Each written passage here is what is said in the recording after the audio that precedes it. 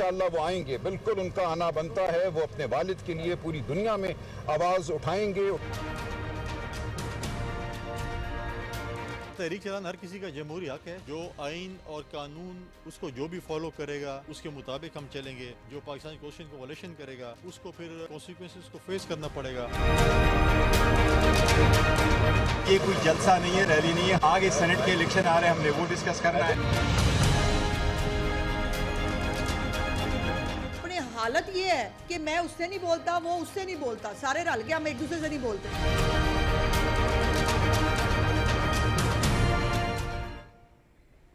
Very warm welcome to Newsland. मैं हूं doctor Maria Zulfiqar Khan. Viewers, barrister Gauhar ने लाहौर में पार्टी रहनुमाओं से खिताब करते हुए वाज़ेह कर दिया है कि बानी चेयरमैन के ही ऐन अहकामात के मुताबिक PTI ने अपनी तहरीक का आगाज़ कर दिया है। और उनका जो मज़ीद कहना था वो ये था कि 5 अगस्त तक ये तहरीक अपने उरूज तक पहुँच जाएगी। अब अगर गुज़िश्ता 2-3 सालों से पाकिस्तान तहरीक इंसाफ की एहतजाजी तहरीकों पर नज़र डालें तो नज़र आता है कि उनमें से कोई ऐसी तहरीक नहीं है जो अपने उरूज तक जो है वो पहुंच पाई हो, और ना ही अपने मकासद हासिल करने में कोई भी तहरीक जो है वो कामयाब हो सकी है। पाकिस्तान तहरीक इंसाफ की इस हिकमत अमली को लेकर कई सवालात जो हैं वो पैदा होते हैं। सवाल नंबर 1, क्या तहरीक इंसाफ की एहतजाजी तहरीक अपने उरूज तक जो है वो कैसे पहुंचेगी? सवाल नंबर 2, PTI हुकूमत को कैसे मजबूर करेगी कि वो तहरीक इंसाफ के मुतालबात पर जो है वो उनको पूरा करे, और ख़ास तौर पर एक ऐसे टाइम पर जब हुकूमत को ऐवान में 2/3 अक्सरियत हासिल है। सवाल नंबर 3, पाकिस्तान तहरीक इंसाफ का एजेंडा क्या है जिस पर वो आवाम को सड़कों पर निकलने के लिए कायल करेंगे, या फिर इसीलिए कहा जा रहा है कि बानी चेयरमैन के बेटों का जो है वो सहारा लिया जाएगा ताकि वो आएँ और वो एहतजाजी तहरीक में कुछ इम्पटस डालें। और सवाल number 4 and perhaps the most important question, अंदरूनी इख्तलाफात, धड़ेबंदी में बटी हुई पार्टी एक कामयाब तहरीक कैसे चला पाएगी? ये हैं कुछ सवालात जो अपने प्रोग्राम के प्लेटफॉर्म से आज हम उठाएंगे। अतर काज़मी साहब हमें ज्वाइन कर रहे हैं, साथ ही सदर जावेद साहब हमारे साथ मौजूद हैं, और ब्रिगेडियर रिटायर्ड हारिस नवाज साहब भी हमारे साथ मौजूद हैं। अतर, आई बिगिन विद यू। किसी भी पार्टी को अपनी तहरीक को कामयाब करने के लिए उसका तंजीमी ढांचा, उसका इंतज़ामी ढांचा जो है वो बहुत एक कलीदी किरदार जो है वो अदा करता है। अब एक ऐसे टाइम में जब PTI के अंदर, ये तो हम अब एक सबको पता है, इट्स एन ओपन सीक्रेट कि कितनी ज़्यादा धड़ेबंदियाँ हैं, कितनी ज़्यादा इख्तलाफात हैं, ये कहना कि 5 अगस्त तक, which is Fairlie around the corner, ये तहरीक अपने अरूज पे पहुंच जाएगी, आपको लगता है दैट विल हैपन? देखिए, पहले तो यही कहा गया था, इमरान खान साहब की जानिब से जेल से जो पैगाम आया था वो भी बड़ा वाज़ेह था कि उनकी जो कैद है उसको भी 2 साल मुकम्मल हो जाएंगे अगस्त के महीने में।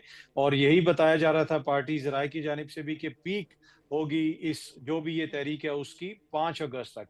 लेकिन अब अली अमीन साहब ने खुद ही अपने आप को 90 रोज की डेडलाइन दे दी है। जिस तरह जनरल ज़ियाउल हक ने 90 रोज में कहा था कि मैं इंतखाबात करवाऊंगा, या आईने पाकिस्तान के मुताबिक 90 रोज में इंतखाबात होने थे असेंबलियां टूटने के बाद, तो ये जो 90 रोज की डेडलाइन होती है इससे पाकिस्तानी कौम वैसे ही बड़ी डसी हुई है माजी में भी।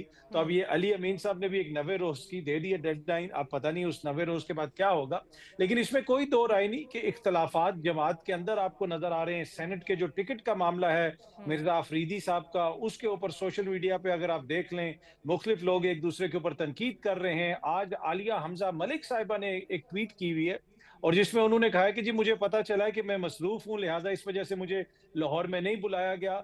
उन्होंने भी इस 90 रोज की डेडलाइन के ऊपर भी तहफुजात का इजहार किया है। तो जो आपने इंट्रो दिया, मेरे ख्याल में ये तो बिल्कुल वाज़ेह है, बिल्कुल आपने वजह फरमाया कि पार्टी के अंदर काफी ज्यादा इख्तलाफात हैं।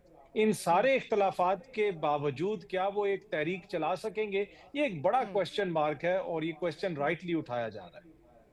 अच्छा ब्रिगेड साहब, जिस तरफ अतर अभी इशारा कर रहे हैं, बानी चेयरमैन की जानिब से और अलीमा साहिबा ने आके जो बाहर आके ऐलान किया उसमें उन्होंने बाकायदा कहा कि जी 5 अगस्त का जो है वो हमें टाइमलाइन दी गई है इमरान खान साहब की जानिब से कि हमने इसको उरूज पर पहुंचाना है। अगेन बिकॉज सिंबॉलिक है, उनके 2 साल जो है वो हो जाएंगे कैद में। और अब अली अमीन गंडापुर साहब का ये आके कहना कि जी 90 दिन में ये जो है वो अपनी पूरी उरूज पर होगी, इम्पटस गेन करेगी, 90 दिन का जो है उन्होंने कह दिया। अगेन मेरा ख्याल है जो हम बात कर रहे थे कि आपस में जो है वो डाइकोटमी इतनी ज़्यादा है एक्शंस में, स्टेटमेंट्स में, कि कुछ समझ नहीं आ रहा कौन क्या करना चाह रहा है। अब अली अमीन की बात को जो है वो समझा जाए कि वो मोतबर हैं, या इस वक्त बानी चेयरमैन जो बात कर रहे हैं उसको समझा जाए। मतलब पार्टी जा कहाँ रही है और करना क्या चाह रही है, और क्या कर सकेगी जो करना चाह रही है? देखिए, पार्टी एक इस वक्त बिल्कुल इनकी आपस में कोऑर्डिनेशन नहीं है। इनकी 2 ईंट की मस्जिद हर एक ने बनाई हुई है, और अभी एक तरफ से आ रही है कि जी 5 अगस्त को हमने तहरीक को पीक पे लेके जाना है और हमने स्टार्ट करनी है, वो कह रहे हैं 90 डेज में। So they need to sit down and coordinate. आप क्या एक कन्वे मैसेज करते हैं गवर्नमेंट को? भी the government is very happy जब उनको पता चलता है कि इनकी पार्टी में आपस में लीडरशिप में कोई कोऑर्डिनेशन नहीं है, आपस में इनकी ग्रुप बंदी हुई है, जिसकी वजह से उनको इतना थ्रेट नहीं है। तो why should they talk to you? They will talk to you only जब आपको कोई पोटेंट थ्रेट फेस करेंगे। इवन नॉट के स्ट्रीट पर आए, आप अगर इकट्ठे हों और आपको बैठ के कहीं ऐसा हुकूमत को पता चले वाकई ये पार्टी दोबारा रीग्रुप हो गई है and they can pose any problem, तो उस वक्त गवर्नमेंट जो है वो आपसे मुज़ाकरात की बात भी करेगी और इस सिचुएशन को डिफ्यूज करके और पॉलिटिकल स्टेबिलिटी के लिए भी लेकर आएगी। इस वक्त गवर्नमेंट स्ट्रॉन्ग है, गवर्नमेंट स्टेबल है, गवर्नमेंट को कोई डर नहीं है। आपकी पार्टी में ग्रुप बंदी हुई है, अलीमा खान खुद कुछ कहती हैं, बुशरा भी कुछ कहती हैं, अली अमीन गुंडा को कुछ कहते हैं। पॉलिटिकल लीडरशिप है नहीं, सारे का सारा ज्यादा लॉयर्स का ग्रुप रह गया। लॉयर्स के ग्रुप को बजाय इसके उनके केसेस की तरफ ध्यान दें और उनको वहां से उनको रिलीफ दें। आप ये स्टेट पावर में लगे हुए हैं, तो what do you gain? You can't do anything. इस वक्त ऐसे मौके पे जबकि इस वक्त मुल्क को स्टेबिलिटी चाहिए, ऑपरेशन सिंदूर की बात करें, इंडिया ने आपको प्रॉक्सी स्टार्ट की हुई है, बहुत ज्यादा सख्ती के साथ वो लगे हुए हैं। This is not the time for movement. इस वक्त आपको कम से कम चाहिए कि अपनी रीग्रुपिंग दोबारा कर लें आराम से। आप हर प्रोविंस में अपना को स्ट्रॉन्ग करें, दोबारा आप I would say reorganisation party की कर लें और देखें पार्टी में लोग आ रहे हैं कैसे आ रहे हैं, बजाय से कि आप हाफ हार्टेड अटेम्प्ट करते हैं। फिर वही 22 नवंबर 26 नवंबर पर हाल होता है। पहले ही लोग काफी ब्रेक हुए हैं, उनको नुकसान भी ज्यादा हुआ है, they did not get anything. इसलिए इस स्टेज के ऊपर आप असेंबली को इम्पोर्टेंस दें। आप अपनी पार्टी को असेंबली में लाकर क्यों नहीं फॉल करते? असेंबली को इम्पोर्टेंट, आपको लोगों ने सिलेक्ट किया हुआ है, आपके 80-90 जितने मेंबर्स हैं, बिकम देयर लैंग्वेज, वहां की उनकी आवाज बने। आप ना अपने कोई बजट में ऐसा कोई खास party. I am sorry to interject, but आपकी बात अगर मैं सम अप करूं तो इट इज़ हाई टाइम कि पीटीआई इंट्रोस्पेक्शन करे और अपने अंदर जो इस वक्त खामियां हैं उनको एड्रेस करें, ना कि आए दिन जो है ये एक नया जो है वो नारा लगता है। एक धड़ा जो है वो नॉर्थ जा रहा है, दूसरा जो है वो साउथ जा रहा है, तीसरे का पता नहीं है। मैं ज़रा अजहर जावेद साहब को गुफ्तगू में शामिल कर लूँ। अजहर साहब, इस वक्त जो अब स्टेटमेंट्स अभी से जो है वो चेंजेस आना शुरू हो गए। कल पार्टी लीडरशिप जो खैबर पख्तूनख्वा की है वो अपेरेंटली जो है वो पंजाब इसलिए गई थी कि वहाँ पे एक तो यकजहती जो है वो शो किया जाए, प्लस ये है कि वहाँ पे लोगों को जो है वो मोबिलाइज़ किया जाए। तो हम तो कल से ये बात कर रहे थे कि जो लोग जिन्होंने पंजाब के अंदर मोबिलाइज़ करना है, वर्कर्स को निकालना है, वो या तो पाबंदे सलासल हैं या बिल्कुल इग्नोर्ड हैं, जैसे आलिया हमजा साहिबा का भी जिक्र किया था काज़मी साहब ने। अब जो पाबंदे सलासल हैं उनमें शाह महमूद कुरैशी साहब आप देख लें, उसके बाद एजाज चौधरी हैं, फिर महमूद उल रशीद हैं, ये वो सारे लोग हैं, जास्मिन राशिद हैं, जो कि क्राउड मोबिलाइजर हैं। वो बात कर रहे हैं कि जी हमें इस वक्त मुज़ाकरात की तरफ जाना चाहिए। आपने एक नई रट जो है वो लगा दी है जिसका कुछ समझ नहीं आ रही, कुछ समझ नहीं, इस तहरीक का कुछ सर पैर नहीं समझ आ रहा, किधर जाना चाह रही है ये। बहुत शुक्रिया। देखिए, पाकिस्तान तहरीक इंसाफ का सबसे बड़ा मसला इस वक्त यह है कि उनके बानी चेयरमैन इमरान खान साहब इस वक्त जेल में। उनके जेल में होने की वजह से हर इंसान हर जो लीडर है वो अपनी एक उसने सल्तनत बनाई हुई है और उस सल्तनत के में वो अपना हुक्म चलाता है। इस वक्त सबसे स्ट्रॉन्ग पोजीशन उस लिहाज से अली अमीन गंडापुर साहब की, क्योंकि उनके पास एक सूबा है, पूरे सूबे के वसाइल हैं और उसी वसाइल के साथ ही जो कुछ होना है वो होगा। इसलिए वो इस वक्त यस और नो की पोजीशन में है। इसका इन्होंने अभी मुजाहरा किया, वो लाहौर आए।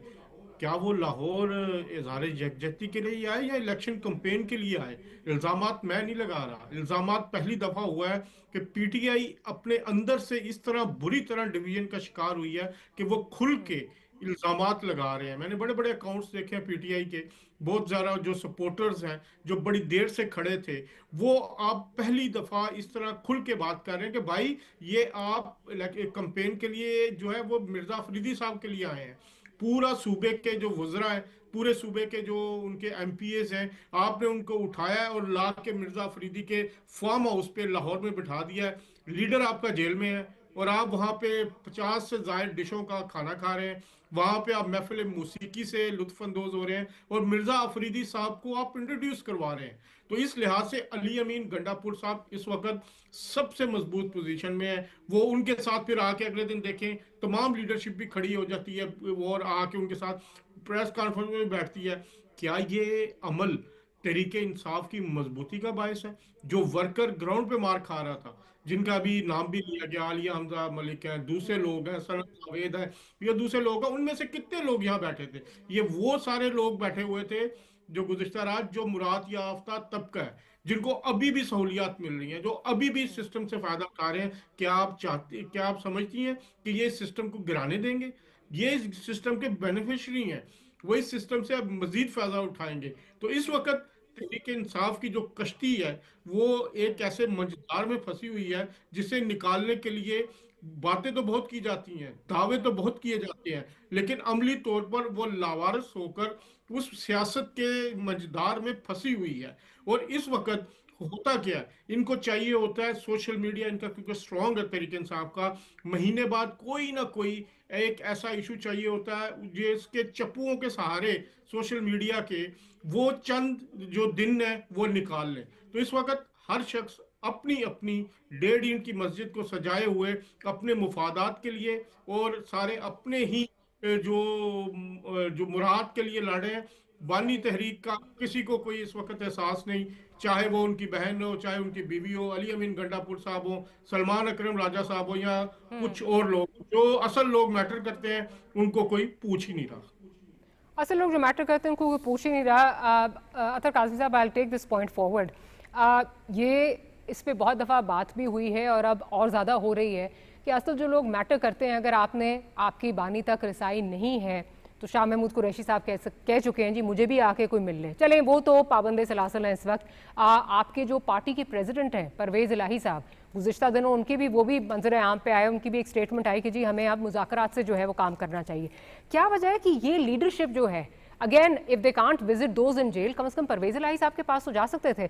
इससे वो पॉइंट जो अभी अज़द साहब कह रहे हैं उसको तक़वियत मिलती है कि शायद इनके एजेंडा में ही नहीं है कि खान साहब बाहर आएँ, क्योंकि अगर खान साहब बाहर आ गए तो इनको फिर से अपनी पुरानी पोजीशंस पे जाना पड़ेगा। They will be cut to size yet once again.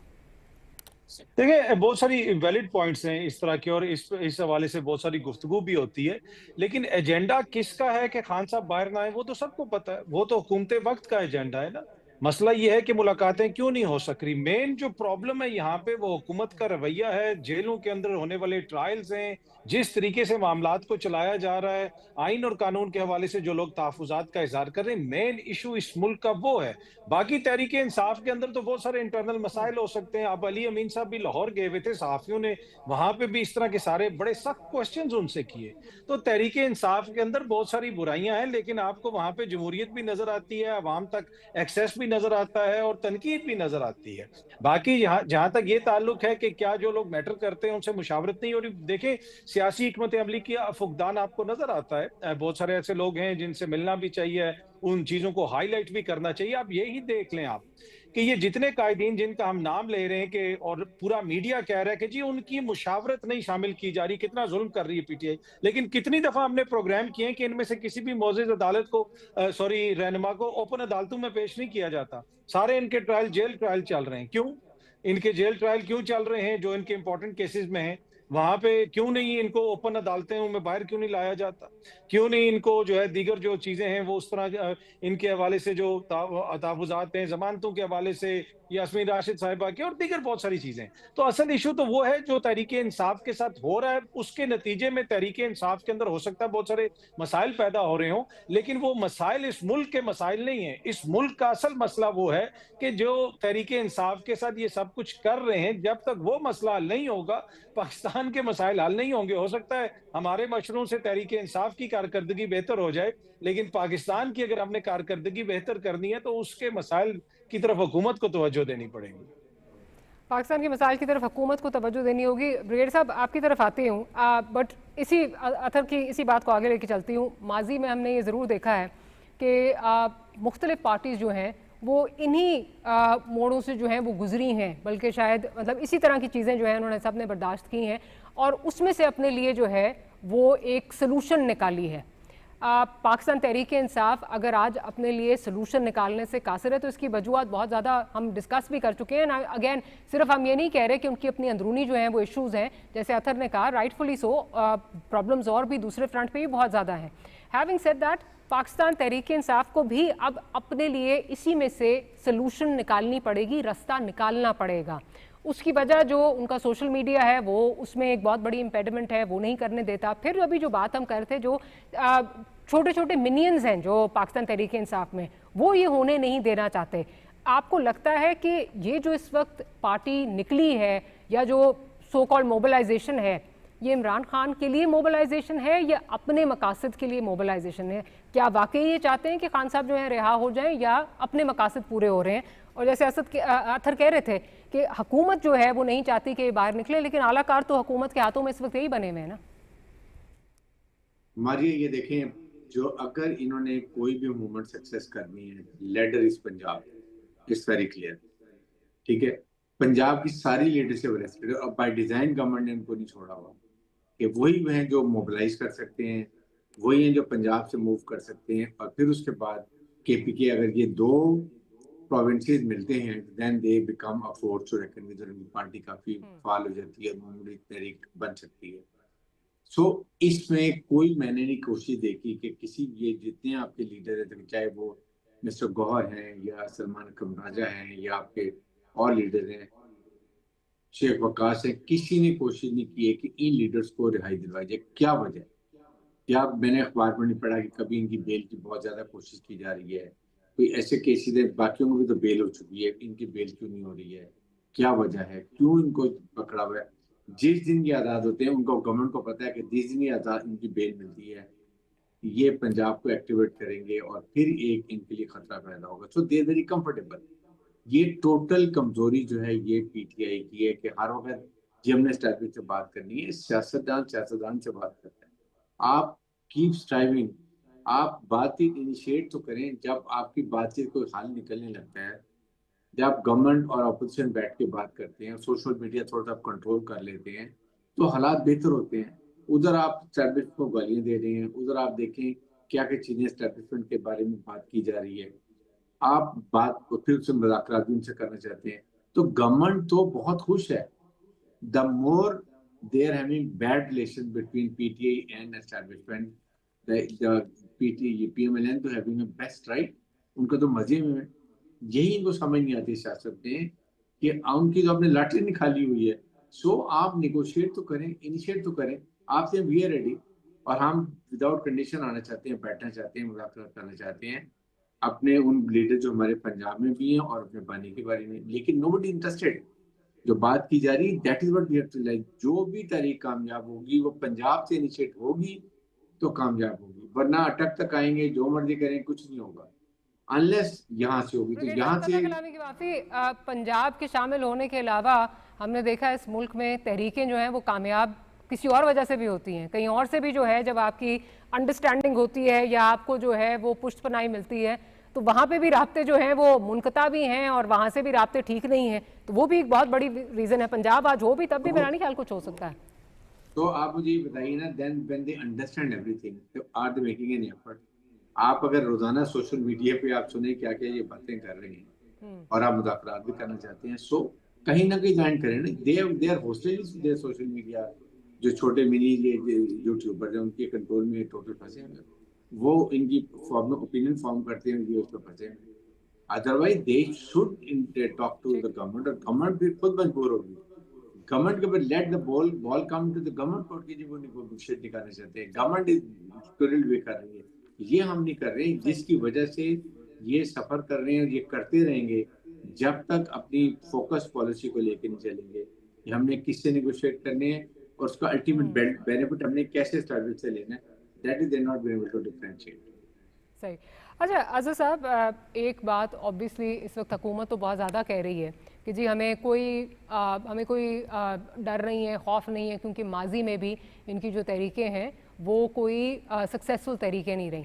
पर देन अगेन फ्लिप साइड ये भी है कि गवर्नमेंट को वाकई अगर डर खौफ नहीं है तो लेट्स होप कि इस दफ़ा फिर वो कोई पकड़ धकड़ ना करें, कोई इम्पेडिमेंट्स ना क्रिएट करें, फिर इनको करने दें, देखने दें। हाँ, जो लॉ को अपने हाथ में लेता है, जो कानून को अपने हाथ में लेता है, उसको ज़रूर कैफरे किरदार तक पहुँचाएं, ये कोई नहीं कह रहा।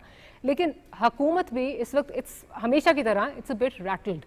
लेकिन अगर हम आएँ इस वक्त आवाम की तरफ आएँ, जिस पे सारा इन्हिसार है, ये PTI की सपोर्टर्स की तरफ आएँ, क्या आपको लगता है माजी में जिस तरह क़यादत उनको बेयारो मददगार छोड़कर जो है वो चली गई, और फिर जी वो किस्से सुने कि पहाड़ियों से कैसे गए और क्या हुआ है, विच कोई एक अलिफ लैला की कहानी लगती है। कारकुनान इस गर्मी में माजी के तल्ख जो तजर्बे हैं उनको मद्देनजर रखते हुए सड़कों पर निकलेंगे?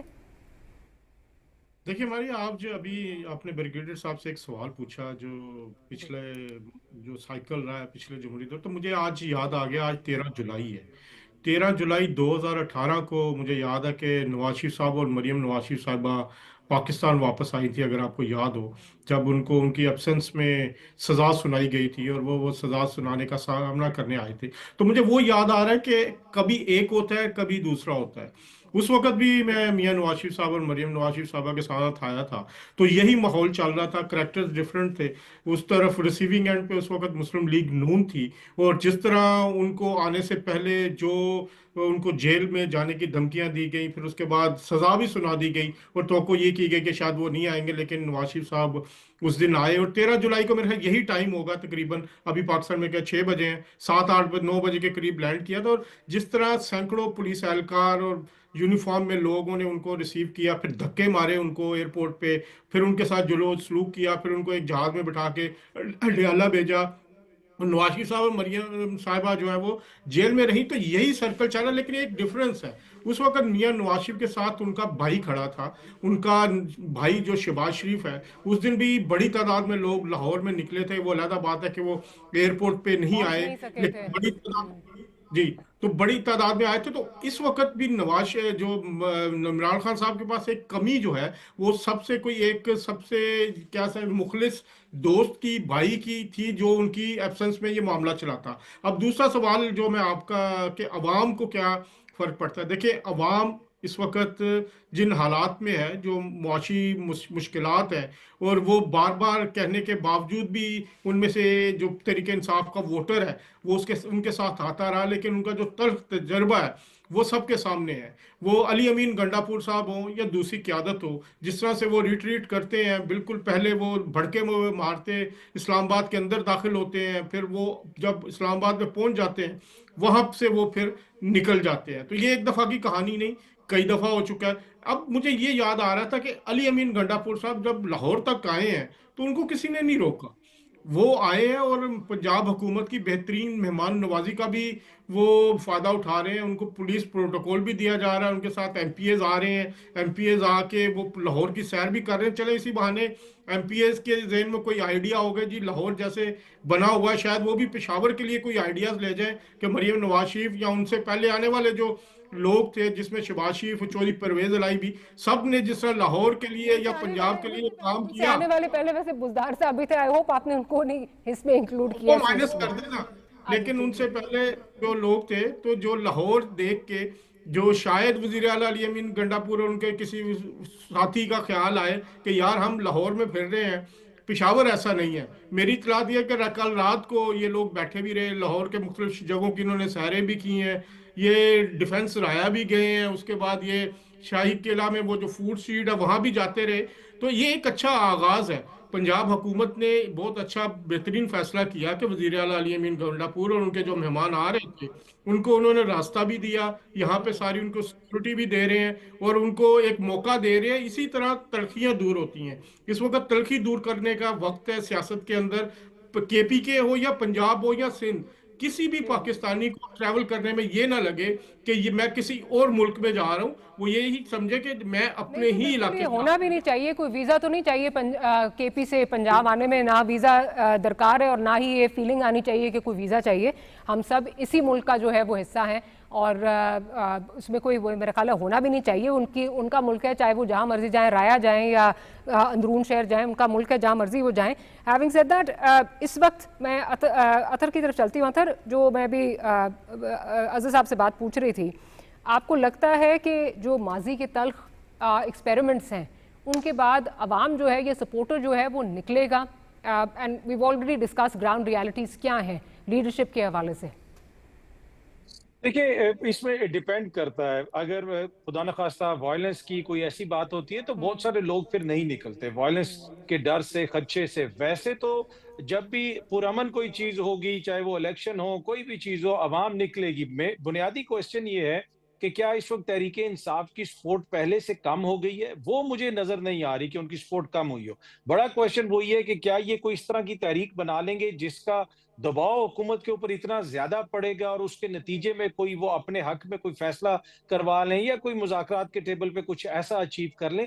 फिलहाल वो मुझे इनकी क़यादत के अंदर वो चीजें जो है टू बी ऑनेस्ट नजर नहीं आ रही कि अपॉलजीज फॉर इंटरजेक्टिंग। जी जी सपोर्ट बिल्कुल आप कह रहे हैं कम नहीं हुई, लेकिन वो सपोर्ट क्या ट्रांसलेट करेगी इनटू स्ट्रीट पावर? बिकॉज वो आपको सोशल मीडिया पे सपोर्ट बहुत ज़्यादा नजर आती है, there is no denying that, but will that translate into street power? ये वही मैं अर्ज कर रहा था कि स्ट्रीट पावर डिपेंड करता है कि किस किस्म की एहतजाजी तहरीक होगी। जहाँ पे खुदा न खास्ता वायलेंस का ये कोई ऐसा खदशा हो तो वहां पे तो मुझे पता है कि बहुत सारे लोग फिर नहीं निकलते। लोगों को पता है बाहर निकलेंगे तो गोली चलेगी, दीगर मामलात होंगे, मुकदमात होंगे। अगर आप देख लें ना कितने मुकदमात दर्ज हुए हैं। मेन क्वेश्चन ये है कि जब हम ये क्वेश्चन करते हैं कि लोग बाहर निकलेंगे, भाई जब लोग बाहर निकले आप उन पे दहशतगर्दी के मुकदमे कर दें। और दूसरा, जो लोग बाहर निकलते हैं, बाहर निकलना उनका राइट है लेकिन जलाओ घिराव करना उनका राइट नहीं है। तो ये पुरअमन एहतजाज की क्या इस मुल्क का आइन इजाजत देता है? वो देता है। क्या पुरअमन एहतजाज की इजाजत इस मुल्क की हुकूमत देती है? वो नहीं देती। तो ये भी एक क्वेश्चन है। बाकी ये तहरीक जो लीडरान हैं उन्होंने इसको मैनेज करने, फिलहाल मुझे नहीं लगता कि वो कोई ऐसी तहरीक बना सकेंगे जिसके नतीजे में कोई वो कुछ कंसेशन हासिल कर सकें या इमरान खान साहब की रिहाई मुमकिन हो सके। इस वक्त जो तहरीक चल रही है वो तो इमरान खान साहब की जात है। वो बैठे हुए अंदर, ना उनका मौकिफ तब्दील हो रहा है, ना उनका ट्विटर खामोशी इख्तियार कर रहा है, ना उनके फैमिली मेंबरान जो है किसी किस्म का भी इमादत खाना रवैया अपना रहे हैं। तो बेसिकली जो तहरीक को अगर किसी ने जिंदा रखा हुआ है तो वो तो इमरान खान साहब की जात है। बाहर जो लीडरशिप है, उनका जो किरदार है, टू बी ऑनेस्ट, उसके ऊपर तो सबको ही पता है कि क्या कितने सवालात हैं और कितने क्वेश्चन मार्क्स हैं। एक छोटी सी ब्रेक लेनी है, ब्रेक के बाद गुफ्तगू को यहीं से कंटिन्यू करेंगे।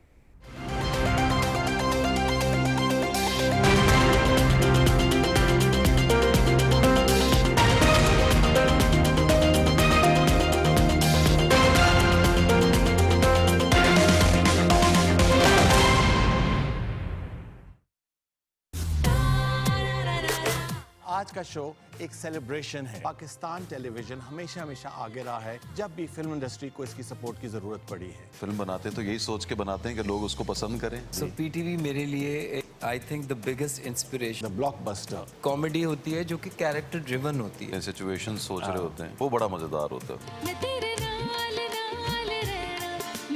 Watch that one clip 20 times. पर्चियां लिखवा के लाते थे।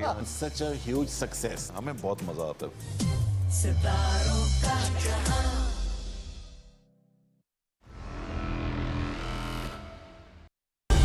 दुरुस्त हर वक्त बर वक्त।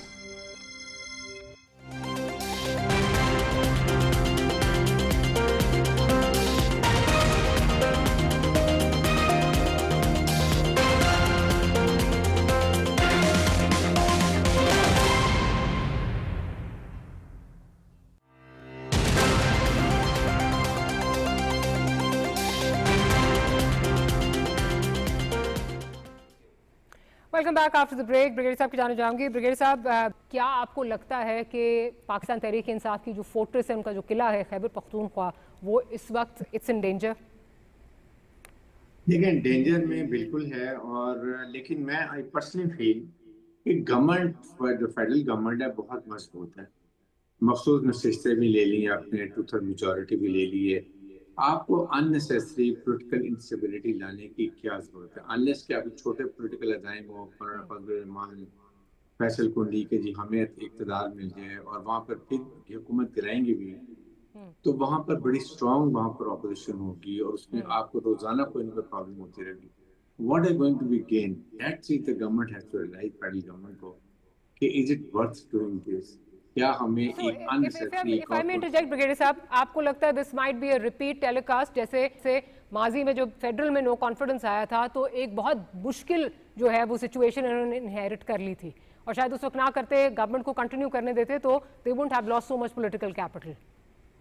बिल्कुल, और बिल्कुल ऐसे ही होगा। और अभी भी यही है कि अगर एक तो देखें, आलिया मीन मुंडापुर की जो वहाँ पर अपनी वज़ीर आज़म रही हैं, वो बहुत कॉन्ट्रोवर्शियल है, वो इतनी कंट्रीब्यूशन में नहीं है, सिवाय आपने फेडरल गवर्नमेंट के ऊपर इस्लाम लड़ाई करते रहे हैं, आपकी तकरीरें एट टाइम लैंग्वेज वैसे इस्तेमाल करते रहे हैं, बॉडी लैंग्वेज डिफरेंट होती रही है। Chief minister has to very mature and mature to an extend कि वो लोग they should take by model के लिए हमारे चीफ मिनिस्टर हैं, हम इनसे इंस्पायरेशन ले रहे हैं, हमारे लिए वाकई काम कर रहे हैं, वो उनमें नहीं है। फिर बताया कि एक डी खान की वजह से मौलाना फजल रहमान से उनका नहीं बनता, बिल्कुल ही नहीं बनती है।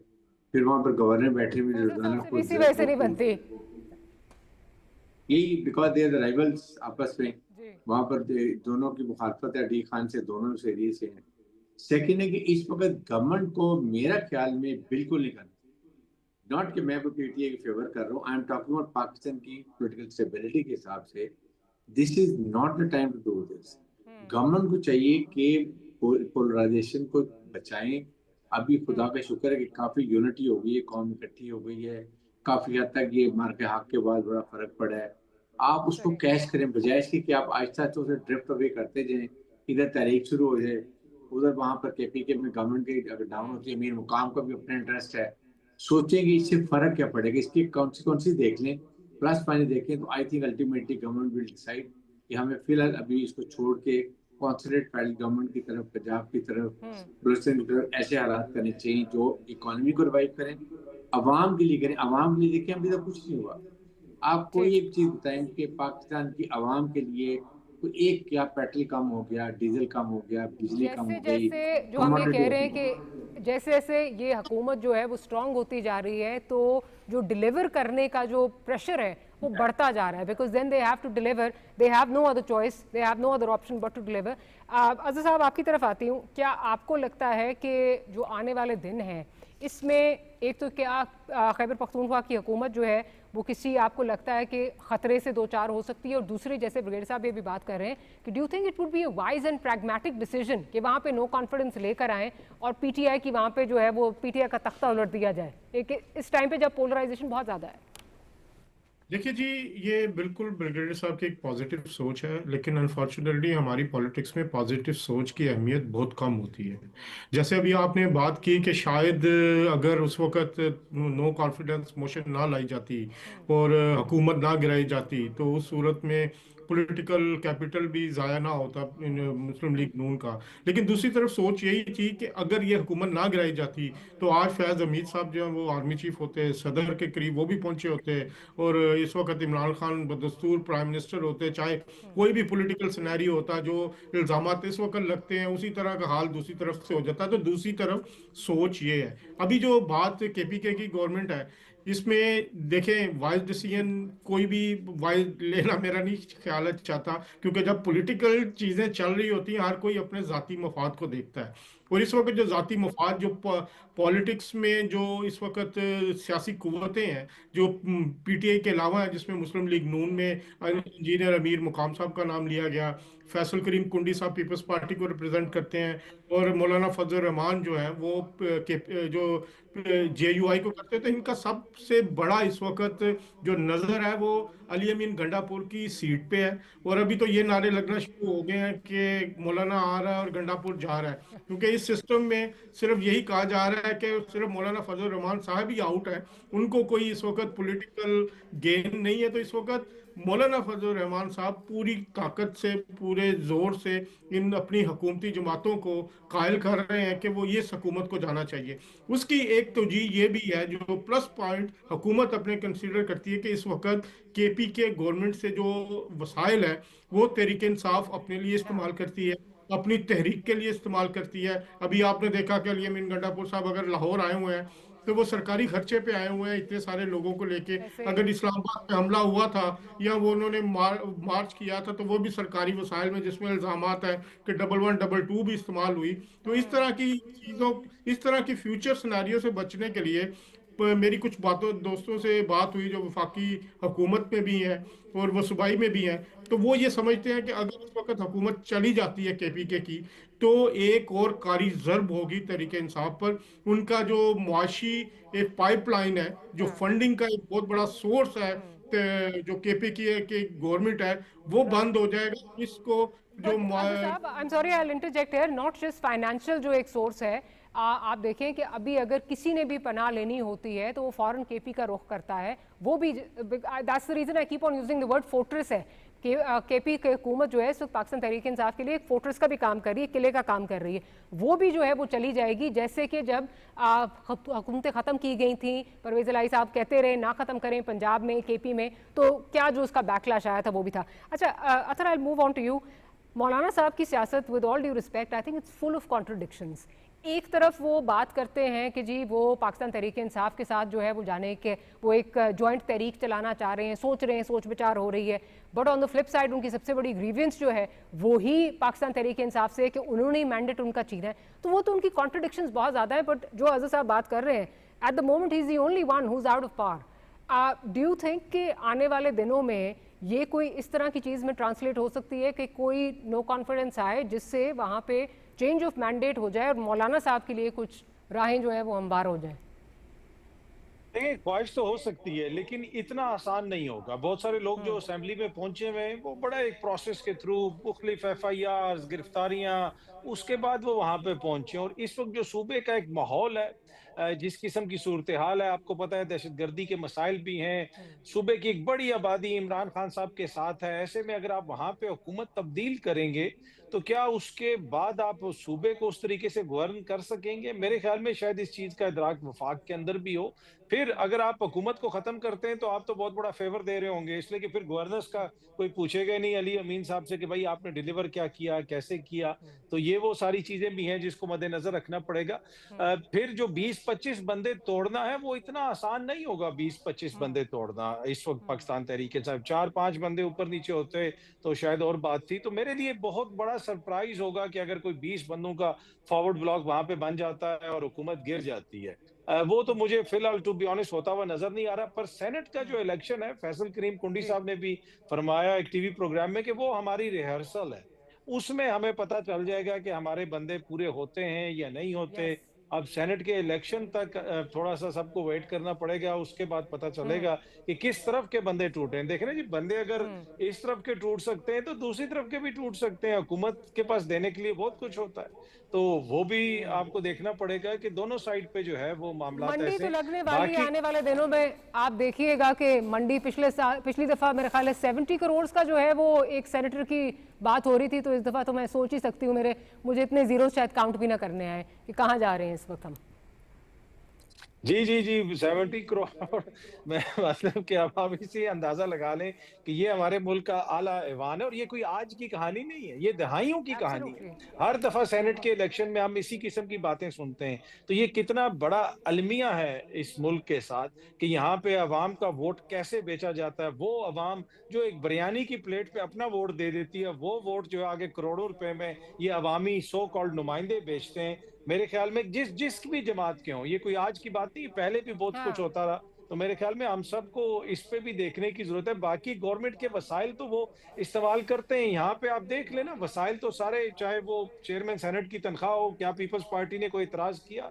क्या पाकिस्तान की अवाम को इतनी सहूलतें मिलती हैं? तो यहाँ पे सरकारी वसाइल या तो वो अली अमीन के लिए हैं, या मरियम बीबी के लिए हैं, या मुराद अली शाह के लिए हैं, या चेयरमैन सेनेट के लिए हैं, या स्पीकर साहब के लिए हैं। पाकिस्तान की अवाम जिनके you hit the nail on the head. अपने जब वेस्टेड इंटरेस्ट आते हैं ना, तो तब किसी को भी तनख्वाहें बढ़ती बुरी नहीं लगती। पंजाब का ही आप देख लें, वहाँ पर जितनी आपस में जो है टिपिकल पीटीआई और पीएमएलएन की है, लेकिन जब तनख्वाहें बढ़ने की बात हुई तो मजाला की किसी ने वहाँ पे जो है वो आवाज उठाई हो, सब ने उस पर लब्बैक का। पीटीआई भी नहीं करती तनकीद, पीटीआई भी ने भी खुशी खुशी कबूल की तनख्वाहों में इजाफा। This is exactly what I am saying कि this is what we are dealing with. बिल्कुल ठीक कह रहे हैं। अच्छा ब्रिगेडियर साहब, जैसे अभी फैसल करीम खुंडी साहब बहुत ही कॉन्फिडेंस के साथ जो है वो कह रहे हैं कि जी हम निकालेंगे, और at the expense of reputation जब पूछा गया कैसे निकालेंगे तो उन्होंने कहा जैसे निकाली जाती हैं वैसे ही निकालेंगे। इस वक्त अगर देखा जाए जो अभी तक के इस वक्त what I have been reading up, almost 14.46 का जो है वो 14.76 का जो है फिगर आ रहा है। 15 समझ लें, 15 सीट्स जो हैं वो 15 वोट जो हैं वो चाहिए होंगे एक सेनेट की सीट के लिए। अब अगर 5 की बात की जा रही है तो that takes it up to 75। बिकने के लिए लोग तो हमेशा ही तैयार होते हैं और ख़रीदने वाले भी बहुत ज़्यादा हैं, बट आपको क्या लगता है कि ये लिटमस टेस्ट का रिजल्ट क्या आएगा? देखिए, लिटमस टेस्ट तो सबसे बड़ी बात है, ये गवर्नमेंट की रिस्पॉन्सिबिलिटी है कि वो ये इंश्योर करें कि ऐसी कोई बात नहीं होनी चाहिए कि इसमें पैसा चले और वो, यही हम ये कहते हैं। देखिए फिर डेमोक्रेसी कौन सी है? इसको मैं और आप जिसको कह सकते हैं अंग्रेजी में hoping against hope, but both of us know, all of us know कि that is not going to happen. तो बात ये सेकंड ये कि देखिए अगर ये इस तरह होता है तो विक्टिम कार्ड किसको जाएगा? It is PTI. आपको अगले इलेक्शन में पीटीआई को अगर दूर देखें तो देश ये उनको लॉन्ग टर्म में फिर बेनिफिट होगा। हालांकि अभी अगर इनको सेटबैक भी होगा तो लोगों का विक्टिम कार्ड जो है, पॉलिटिकल विक्टिमाइजेशन का कार्ड होगा, वो भी जो है वो पीटीआई हो जाएगा। इसलिए मेरे ख्याल में इस वक्त वो पूरी कोई पावर हंगरी है। अमीर मुकाम पीएमएलएन के फैसल करीम खुंडी हैं जो पीपल्स पार्टी के, और मौलाना फजल में आपको पता जेयूआई के, और सबसे ज्यादा हंगरी जो फजल रहमान साहब हैं, उनको चाहिए नॉट रियलाइजिंग कि इस पर दूर सताई से क्या होंगे, इससे किसकी किस साख को कितना फर्क पड़ेगा। आई am sorry if I may interject. इसकी जो फ्लिप साइड जो देखी जा रही है वो ये भी है कि अगर पीटीआई को आप इतना तोड़ दें, और जिस तरह की इस वक्त पीटीआई को कोई अपने लिए कोई वो रास्ता नहीं निकाल पा रहे, तो लोग जो हैं जो पीटीआई के अंदर हैं वो डिसएनफ्रेंचाइज हो जाएंगे। उनको समझ ये तो आ रही है कि इसी सिस्टम के साथ चलना है, जैसे भी सिस्टम चल रहा है इसी के साथ चलना है। इस वक्त किसी को अच्छा लगे बुरा लगे सिस्टम यही है। That is also the mindset कि आहिस्ता आहिस्ता पीटीआई को तोड़ लेंगे, गो के ये कभी देर पा चीज नहीं रहती। यही बात है ना, ये अभी तोड़ लेंगे 1-2 साल के, जब इलेक्शन होंगे तो अंदर से वोट बैंक उनका भी है वो और स्ट्रांग होगा। जहां भी आप किसी को विक्टिम में ये दीवार पे लगाएंगे, वो वोट बैंक आप कर सकते हैं अपनी कारकर्दगी से। अवाम को कोई एक सहूलत नहीं गई है। देखिए ना, अगर आपने अभी जब लड़ाई हुई है ईरान की और इसराइल की, वहां पर डॉलर इसके ऑयल की कीमत बढ़ गई, लेकिन अभी वहां पर हुकूमत ने नहीं खरीदा था। आपने 1-2 महीने पहले तो एक तनख्वाह बढ़ा गई, वो डीजल की प्राइस बढ़ा दी। तो गवर्नमेंट को ये चीजें देखनी चाहिए कि अवाम को कहाँ फायदा देते हैं। हमने अवाम के लिए एक यकीन करें, लोग इतने बुरे हाल के अंदर हैं। पेंशनों में देख लें, गरीब लोगों को देख लें, कमोडिटी आइटम देख लें, रोजमर्रा की चीजें देख लें, कहाँ पर अवाम को दिए। आपके बिजनेस कम्युनिटी के लोग इतने परेशान हैं, वो छोड़ के बिजनेस। आज मैं एक पढ़ देख रहा था, वो पाकिस्तान से कनाडा से आए थे, अपना बड़ा अच्छा बिजनेस कर रहे थे, वो भी चाइना में इंडस्ट्री लग जाके वहाँ पर खरीदने लगाने की कोशिश कर रहे हैं। तो आपने ये इन्वायरमेंट सब देखे नहीं है, आप बिजली कम नहीं करते, गैस कम नहीं करते हैं, तो कैसे आप बढ़ाएंगे? ये इंपॉर्टेंट चीजें हैं। ये क्या हमने अवाम हुकूमत ने की है? क्या हुकूमत ने एफडी को कंट्रोल कर ली है? क्या सर्कुलर डेट को कंट्रोल कर ली है? क्या प्राइवेटाइजेशन कर ली है? क्या ऑस्टेरिटी ड्राइव कर ली है? हम ये चीजें जो हुकूमत ने करनी थी क्या कर ली? नहीं की। अगर नहीं की तो then what have you done it? आपकी क्या कंट्रीब्यूशन है? रोजवेल होटल आप भेज देंगे, वो तो बड़े से चल रहा है, वो भी आपसे नहीं हुआ। पीएई के निष्कारी नहीं कर सके हैं, और कितनी चीजें हैं जो आपने क्या परफॉर्मेंस है। ये खुदा का शुक्र है कि हमारे हक में फील्ड मार्शल ने काम कर लिया, एयरफोर्स ने काम कर लिया, अल्लाह ने पाकिस्तान में बड़ी इज्जत रख ली। एग्रेड, बिल्कुल ठीक है, और इंडिया का मुंह काला भी हो गया। लेकिन अवाम के लिए डू समथिंग एक्स्ट्रा, वो पता चले कि जी ये हुकूमत वाकई, आप हर चीज में नवाज शरीफ का नाम, मरियम नवाज, ये नवाज शरीफ इंस्टीट्यूट, ये मरियम नवाज इंस्टीट्यूट, अवाम के पैसों से जो अवाम के पाकिस्तान के लीडर ना उनके नाम आने चाहिए, जो चले भी गए जिन्होंने कॉन्ट्रीब्यूशन किए हैं उनके नाम आने चाहिए, बजाय इसके कि हर जगह पर दूसरा लीडर चेंज कर देगा। तो ये चीजें आपको करने की जरूरत है। अपनी जितनी प्रोजेक्शन करें, इट डजंट मैटर, आप आवाम के लिए काम करेंगे, आप आवाम के दिलों में जगह बनाएंगे और वोट लेंगे। इसलिए मैं ये कह रहा हूँ, ये जो केपीके में आप जो भी कर लेंगे, अगर वहां पर कोई चीज होती है, मेरे ख्याल में it will go in the favour of PT ultimately in the election. अच्छा साहब, आप क्या इस बात पे कहेंगे कि एक माइंडसेट ये प्रिवेल करता है कि कभी ये वही माइंडसेट है, जब पहले पाबंदी की कभी बात हुई, फिर हुआ जी पीटीआई टूट जाएगी, वो उस तरह टूट नहीं रही है, अपनी जगह जो है वो कायम दायम है, लेकिन अब ये करके कि वर्कर थक गया है, इस वक्त जो अंदर से जो आवाज़ें उठती हैं ऑब्वियसली डिसेंट की हैं, डाइकोटमी है स्टेटमेंट्स में, लोग चाहते हैं कि हालात बेहतर हों, पॉलिटिकली उनके लिए हालात बेहतर हों ताकि वो काम कर सकें, वो चीज़ नहीं हो रही। तो ये जो सोचा जा रहा है कि जी पीटीआई को हम तोड़ लेंगे और उस टूट फूट का फायदा लेंगे, हमारे पास लोग आ जाएंगे या जो भी जिस तरह भी होगा, पीटीआई टूट जाएगी, क्योंकि at the expense of reputation ये कभी देर बाद चीज़ नहीं चलती, आगे जाके वो विद आई थिंक और ज़्यादा फोर्स वापस आती हैं पार्टी, ये माजी हमें बताता है। देखिए जी, पीटीआई जहाँ तक टूटने की बात है, सबसे बड़ा मसला तो इस वक्त यह है कि इमरान खान साहब जेल में, जिस दिन वो जेल से बाहर आएंगे सारे जो अपनी जगह पे इकट्ठे हो जाएंगे। लेकिन जो टूटने की बात की है उसके मुकाबले में अगर आप देखें कि वीक इतनी ज़्यादा हो गई है, पूरे प्रोग्राम में हमने डिस्कस किया है कि इसके कई धड़े बन चुके हैं और हर धड़ा जो है वो अपनी मर्जी के मुताबिक अपने फ़ायदे को लेने के लिए चीज़ों को, वो अपने आप को कंप्रोमाइज़ करना। कथा कलामी की माफ़ी, आपकी इस बात से ये पूछना चाहूँगी, खैर वो हमें पता तो है होना क्या है, लेकिन जो धड़ों को जोड़ने के लिए जो बात की जा रही है वो ये कि जी बेटों को ले आएँ, बेटे अगर आ जाएं तो शायद मतलब वो जो एक यूज़ किया जा रहा है एक ट्रम्प कार्ड के तौर पे। फर्स्ट ऑफ ऑल मतलब आई डोंट थिंक कि जिस किस्म की स्टेटमेंट्स हुकूमत की तरफ से आ रही हैं उनकी वालदा उनको भेजना चाहेंगी, गो के हुकूमत को इस तरह रिएक्ट नहीं करना चाहिए, बट बाइंडिंग फैक्टर वो हो सकते हैं। देखिए जी, सबसे पहले तो मैं इस हक में हूँ कि सलमान और कासिम को पाकिस्तान आने देना चाहिए, उनको अपने वालिद से मिलने की इजाज़त होनी चाहिए, वो आएँ, वो पाकिस्तानी शहरी हैं क्योंकि उनके वालिद पाकिस्तानी हैं, उनसे ये हक कोई नहीं रोक सकता।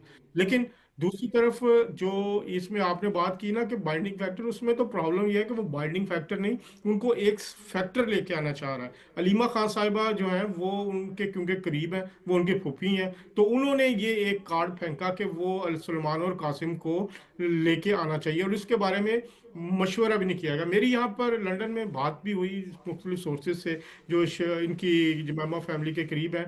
जमाइमा खान साहिबा इस हक में नहीं है कि उनके बेटे पाकिस्तान जाएं, क्योंकि पाकिस्तान का जो माहौल है वो उसका सामना कर चुकी हैं, वो यहाँ पे रह चुकी हैं। आपको याद होगा कि उनको भी जिस तरह मुबैना तौर पर कहा जाता है कि उनको भी निशाना बनाया गया था, उनके ऊपर भी केसेस हुए थे। इसके अलावा पूरी फैमिली जो है वो इस हक में नहीं है कि उनके बेटों को भेजा जाए। पाकिस्तान में जो हालात है इस वक्त कोई थर्ड फोर्स भी फ़ायदा उठा सकती है और इस तरह। और मेरी जो अपनी सेंस है या समझ है, इमरान खान साहब भी जो वालिद होते हुए कभी नहीं चाहेंगे कि वो अपने बच्चों को, अपने दोनों बेटों को, जवान बेटों को इस तरह के हालात में, इस तरह के मामलात में वो इस मुल्क में पाकिस्तान में बुलाएं। क्योंकि आपको याद हो केपीके में भी जो दहशतगर्दी की वाक़यात हो रहे हैं, बलूचिस्तान में भी हो रहे हैं।